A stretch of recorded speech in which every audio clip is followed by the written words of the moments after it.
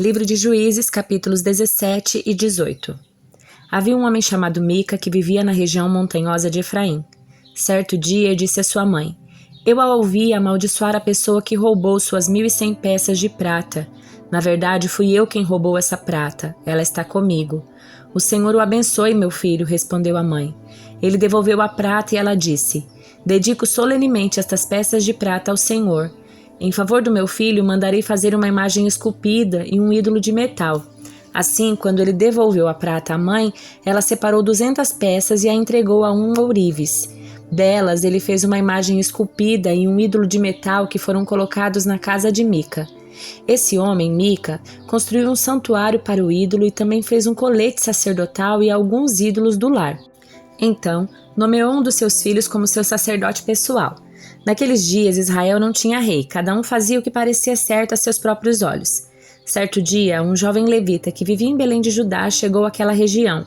Havia saído de Belém à procura de outro lugar para morar. Em sua viagem, chegou à região montanhosa de Efraim e aconteceu de parar na casa de Mica.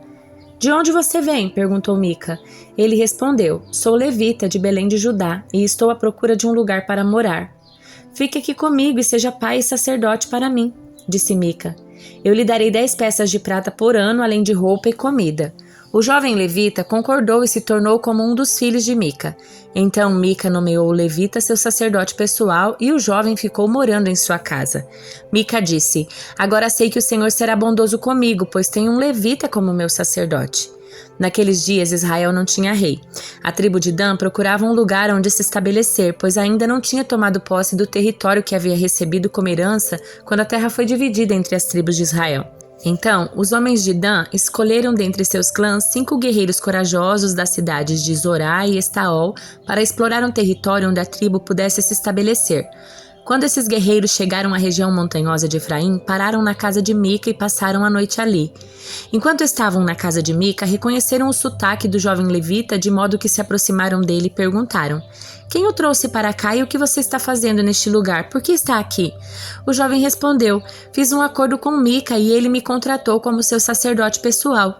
Então eles disseram: Pergunte a Deus se nossa viagem será bem-sucedida. Vão em paz, respondeu o sacerdote. O Senhor está cuidando da sua viagem. Os 5 homens prosseguiram até a cidade de Laís, onde notaram que os habitantes levavam uma vida tranquila como os sidônios. Eram pacíficos e viviam em segurança, pois não havia quem os oprimisse em sua terra. Estavam longe de Sidom e não tinham nenhum aliado por perto. Quando os homens voltaram a Zorá e a Estaol, seus parentes lhe perguntaram: O que vocês descobriram? Eles responderam: Vamos atacá-los. Vimos a terra e ela é muito boa. O que vocês estão esperando? Não hesitem em avançar e tomar posse dela. Quando chegarem lá, verão que o povo leva uma vida tranquila. Deus nos deu uma terra espaçosa e fértil, onde não falta nada. Então 600 homens da tribo de Dan, armados para a guerra, partiram de Zorá e de Estaol. Acamparam no lugar a oeste de Kiriat Jearim, em Judá, conhecido hoje como Maané Dan. De lá, prosseguiram para a região montanhosa de Efraim e chegaram à casa de Mica. Os 5 homens que haviam explorado a terra nos arredores de Laís explicaram aos outros: Numa destas casas há um colete sacerdotal e também alguns ídolos do lar, uma imagem esculpida e um ídolo de metal. O que vocês acham que devem fazer? Os 5 homens saíram da entrada principal e foram à casa de Mica, onde morava o jovem levita, e o saudaram. Os 600 guerreiros armados da tribo de Dan ficaram à entrada da porta e os 5 espiões entraram no santuário e removeram a imagem esculpida, o colete sacerdotal, os ídolos do lar e o ídolo de metal. Enquanto isso, o sacerdote ficou junto à porta com os 600 guerreiros armados. Quando o sacerdote viu que os homens estavam levando todos os objetos sagrados do santuário de Mica, perguntou: O que vocês estão fazendo? Fique quieto e venha conosco, responderam. Seja nosso pai sacerdote. Não é melhor ser sacerdote de uma tribo inteira e de um clã de Israel do que da casa de um só homem? O jovem sacerdote aceitou de bom grado acompanhá-los. Pegou o colete sacerdotal, os ídolos do lar, a imagem esculpida e se uniu a eles. Então deram a volta, colocaram as crianças, o gado e os bens na frente do grupo e partiram. Quando os membros da tribo de Dan estavam longe da casa de Mica, ele e seus vizinhos foram atrás deles. Gritavam para os homens de Dan, que se voltaram e disseram a Mica: Qual é o problema? Por que você convocou esses homens para nos perseguir? Mica respondeu: Como é que vocês me perguntam qual é o problema? Tomaram todos os deuses que fiz, levaram meu sacerdote, não me restou nada. Os homens de Dan disseram: Cuidado com o que você diz. Temos em nosso meio alguns homens agressivos que poderiam ficar com raiva e matar você e sua família. Assim, os homens de Dan seguiram seu caminho. Quando Mica viu que eram numerosos demais para atacá-los, deu meia volta e foi para casa. Então os homens de Dan, levando os ídolos de Mica e seus sacerdotes, chegaram à cidade de Laís, cujo povo era pacífico e vivia em segurança. Mataram à espada os habitantes e queimaram a cidade. Não havia ninguém que livrasse os habitantes da cidade, pois estavam longe de Sidom e não tinham nenhum aliado por perto. Isso aconteceu no vale de Bet-Reob. Então o povo da tribo de Dan reconstruiu a cidade e passou a habitar nela. Mudaram seu nome para Dan em homenagem ao antepassado deles, o filho de Jacó. Antes disso, a cidade se chamava Laís. Levantaram ali a imagem esculpida e nomearam Jonatas, filho de Gerson, filho de Moisés, como seu sacerdote. Os descendentes de Jonatas serviram como sacerdotes da tribo de Dan até a época do exílio. Assim, a tribo de Dan adorou a imagem esculpida de Mica durante todo o tempo em que a casa de Deus permaneceu em Siló. Salmo de número 58. Vocês, governantes, sabem o que significa justiça? Acaso julgam o povo com imparcialidade? De modo algum. Tramam injustiça em seu coração e espalham violência por toda a terra. Os perversos são pecadores desde o ventre materno. Mentem, se corrompem desde o nascimento. São venenosos como serpentes, como cobras que se fazem de surdas para não ouvir a música dos encantadores, ainda que eles toquem com habilidade. Quebra os dentes do perverso, ó Deus. Despedaça, Senhor, a mandíbula desses leões, que desapareçam como água em terra sedenta, que se tornem inúteis as armas em suas mãos, que sejam como a lesma que se desmancha em lodo, como a criança que nasce morta e nunca verá o sol. Deus os eliminará, tanto os jovens como os velhos, mais depressa que um fogo de espinhos esquenta uma panela. O justo se alegrará quando vir a vingança contra a injustiça. No sangue do perverso lavará os pés. Então, por fim, alguém dirá: de fato, há recompensa para o justo. Com certeza há um Deus que faz justiça na terra. Livro de Atos, capítulo 26. Então Agripa disse a Paulo: você pode falar em sua defesa. Paulo fez um sinal com a mão e começou sua defesa. Rei Agripa, considero-me feliz de ter hoje a oportunidade de lhe apresentar minha defesa contra todas as acusações feitas pelos líderes judeus, pois sei que conhece bem todos os costumes e controvérsias dos judeus. Portanto, peço que me ouça com paciência. Como os líderes judeus sabem muito bem, recebi educação judaica completa desde a infância entre meu povo e depois em Jerusalém. Também sabem e talvez estejam dispostos a confirmar que vivi como fariseu, a seita mais rígida da nossa religião.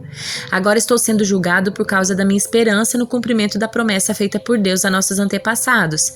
De fato, é por isso que as 12 tribos de Israel adoram a Deus fervorosamente, dia e noite, e compartilham da mesma esperança que eu. E, no entanto, ó rei, acusam-me por causa dessa esperança. Porque lhes parece tão incrível que Deus ressuscite os mortos? Eu costumava pensar que era minha obrigação empenhar-me em me opor ao nome de Jesus o Nazareno. Foi exatamente o que eu fiz em Jerusalém. Com autorização dos principais sacerdotes, fui responsável pela prisão de muitos dentre o povo santo, e eu votava entre eles quando eram condenados à morte. Muitas vezes providenciei que fossem castigados nas sinagogas a fim de obrigá-los a blasfemar. Eu me opunha a eles com tanta violência que os perseguia até em cidades estrangeiras. Certo dia, numa dessas missões, dirigi-me a Damasco autorizado e incumbido pelos principais sacerdotes. Por volta do meio-dia, ó rei, ainda a caminho, uma luz do céu mais intensa que o sol brilhou sobre mim e meus companheiros. Todos nós caímos no chão e eu ouvi uma voz que me dizia em aramaico: Saulo, Saulo, por que você me persegue? Não adianta lutar contra a minha vontade. Quem és tu, Senhor? Perguntei. E o Senhor respondeu: sou Jesus a quem você persegue. Agora levante-se, pois eu apareci para nomeá-lo meu servo e minha testemunha. Conte o que viu e o que eu lhe mostrarei no futuro, e eu o livrarei tanto do seu povo como dos gentios. Sim, eu o envio aos gentios para abrir os olhos deles, a fim de que se voltem das trevas para a luz e do poder de Satanás para Deus. Então receberão o perdão dos pecados e a herança entre o povo de Deus separado pela fé em mim.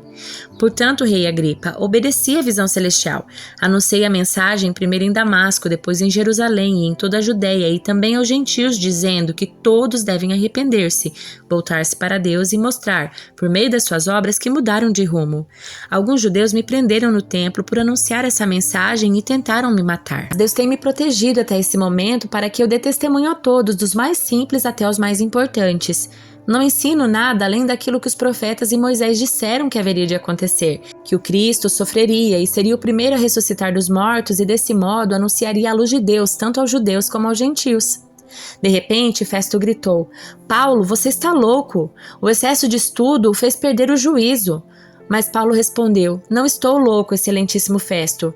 Digo a mais sensata verdade, e o rei Agripa sabe dessas coisas. Expresso-me com ousadia porque tenho certeza de que esses acontecimentos são todos do conhecimento dele, pois não se passaram em algum canto escondido. Rei Agripa, o senhor crê nos profetas? Eu sei que sim. Então Agripa o interrompeu. Você acredita que pode me convencer a tornar-me cristão em tão pouco tempo? Paulo respondeu: Em pouco ou em muito tempo, peço a Deus que tanto o Senhor como os demais aqui presentes se tornem como eu, exceto por essas correntes. Então o rei Agripa, o governador, Berenice e todos os outros se levantaram e se retiraram. Enquanto saíam, conversavam entre si e concordaram: Esse homem não fez nada que mereça a morte ou prisão. E Agripa disse a Festo: Ele poderia ser posto em liberdade se não tivesse apelado a César.